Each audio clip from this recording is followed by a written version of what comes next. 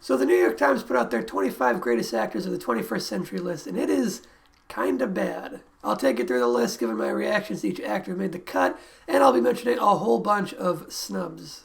And just to be clear, if this was some individual's personal 25 favorite performers list, I would not be making any kind of comment on it. But this is the New York Times, a credible, influential institution. They describe their selections as, quote, "These are the performers who have outshone all others on the big screen in the last 20 years.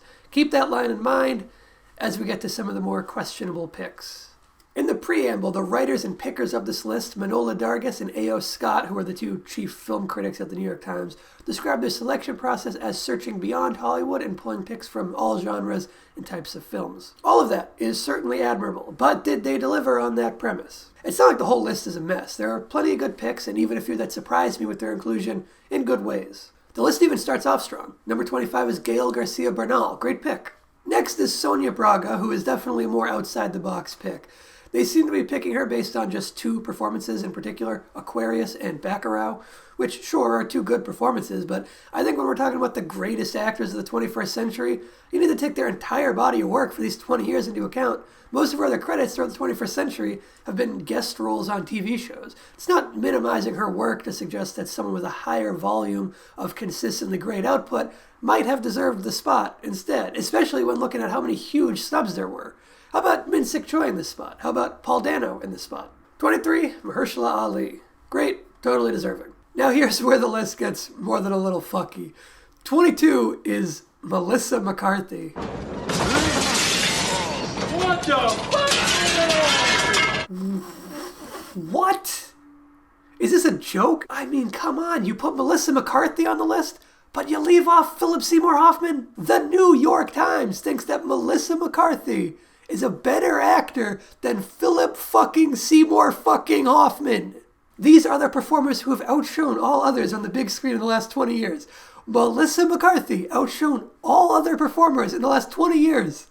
I can't even believe this is on the actual list and not like some meme that someone photoshopped, but it's on there. I don't have any hatred for Melissa McCarthy. She's fine, I guess. My love for Philip Seymour Hoffman is playing a much bigger part in motivating this outrage than any particular dislike for her. She's pretty funny in Bridesmaids. She's okay in Can You Ever Forgive Me? That performance gets so much more credit than it deserves because it's like a normal performance and it seems incredible in contrast to her turns in shit like Identity Thief and Tammy. Number 21, Catherine Deneuve. Sure, whatever. I don't care. My God, I'm still steaming about that Melissa McCarthy pick. Let me climb down from that energy. Number 20 is Rob Morgan. He's a lesser-known name with many character actor roles. I think he's a respectable pick. He's been impressing me a lot recently, too. I don't know if he would have made my list when we're talking about the greatest actors of the 21st century. Mostly it's because many of his roles are on the smaller side. Number 19, Wes Studi. I don't know what you're doing with this pick. If you read their explanation for this pick, it's hard to see it as anything other than using him as an opportunity to talk about Native American representation in Hollywood. They talk about how studios are more adventurous in their casting than Wes Studi might have more good roles. Okay, sure, but how does that make him one of the best actors of the 21st century? You are saying in your breakdown of this pick that he hasn't been given many good roles, which yes is an issue, but how does a guy who hasn't been given good roles to show what he can do outshine all other performers? The movie they talk about as his best performance isn't even from the 21st century. It's Last of the Mohicans from 1992. And what other roles do they mention? Avatar. Yeah, Avatar was popular because of its great acting. Honestly, it's hard to not view this as the list makers using Wes Studi as a prop to jam in this message about Hollywood casting being too close-minded, which is a message I agree with. But this is not how you do it. And isn't it a little condescending to Wes Studi to tell him that he outshined all of their performers of the past 20 years because he isn't given the opportunity to perform as well as he can?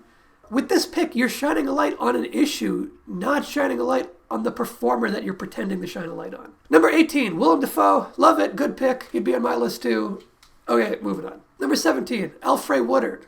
I have not seen her in too much, so I don't have too much of an opinion on this one. What I have seen her in, like 12 Years a Slave and Mississippi Grind, she was very good. Number 16, Kim Min-hee.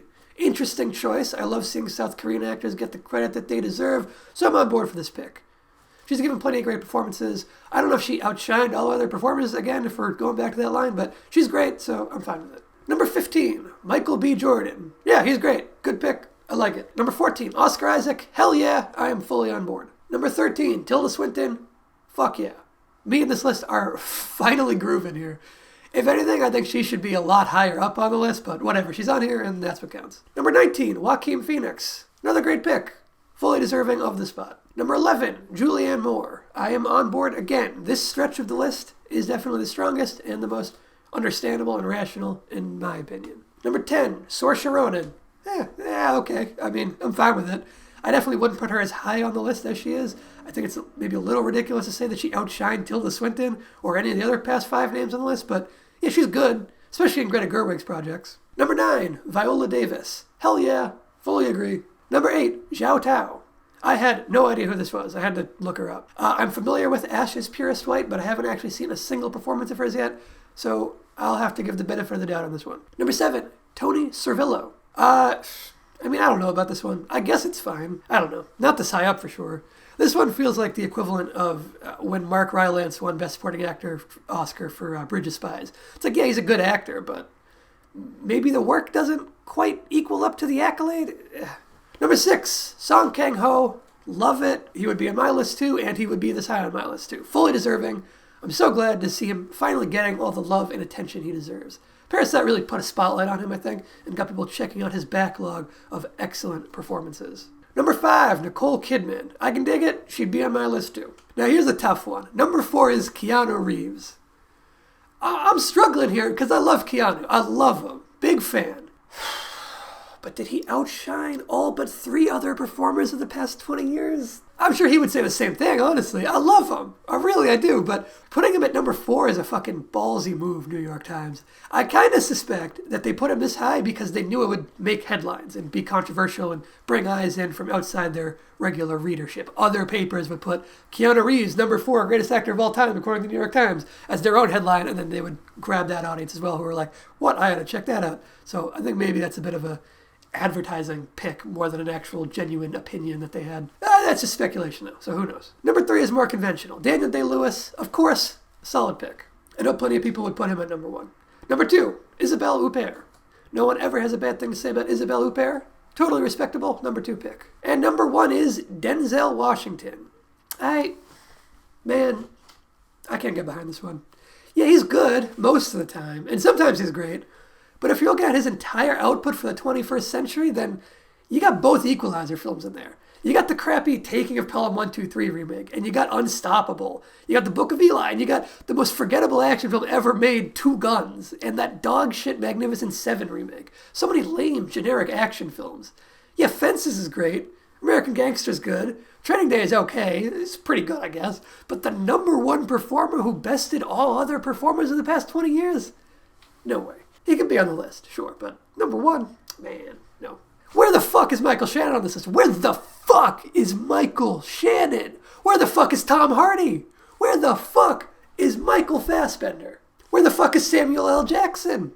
Where the fuck is Greta Gerwig? Where the fuck is Olivia Colman, or Naomi Watts, or Ruth Wilson, or Donald Gleason, or motherfucking Jake Gyllenhaal, or father fucking Matthew McConaughey? Or Colin Firth, or Sam Rockwell, or Rachel Weisz, or Frances McDormand, or Colin Farrell, or Brendan Gleeson, or Robert Pattinson, or Annette Bening, or Ethan Hawke, or Billy Crudup, Patricia Arquette, Juliette Binoche, Benicio del Toro, Penelope Cruz, Cleus Bang, Julie Delpy, Adam Driver, Mads Mikkelsen, Marion Cotillard, Javier Bardem, Vincent Cassel, Laura Dern, Duncan Jang, Amy Adams, Michael Keaton, Leonardo DiCaprio, Imelda Staunton, Patrick Wilson, Kurt Russell, Scarlett Johansson, John Bernthal, Viggo Mortensen, Clive Owen, Payman Mahadi, John Carroll Lynch, Jessica Chastain, Adrian Brody, Lee Byung-hun, Paul Giamatti, Michelle Williams, Jennifer Jason Leigh, Ewan McGregor, Melanie Laurent, Tim Roth, Cillian Murphy, even Meryl Streep. What? Is it too passe for you? Or dozens of others. All of these people deserve a spot on this list more than Melissa McCarthy.